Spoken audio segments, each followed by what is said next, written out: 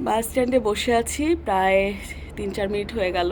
এই যে bus stand, আর আমার সামনে হচ্ছে বার্নাবি হসপিটাল।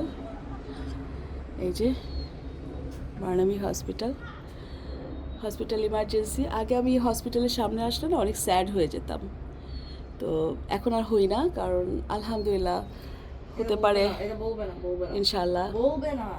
সো এনিওয়ে বলছি না কিছু। আর হচ্ছে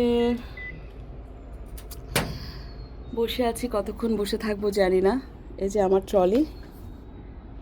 আর কেমন লাগছে আমাকে এই গেট আপে? এটা হচ্ছে ক্যানাডা ডে ছিল এই মাসে, 1 জুলাই।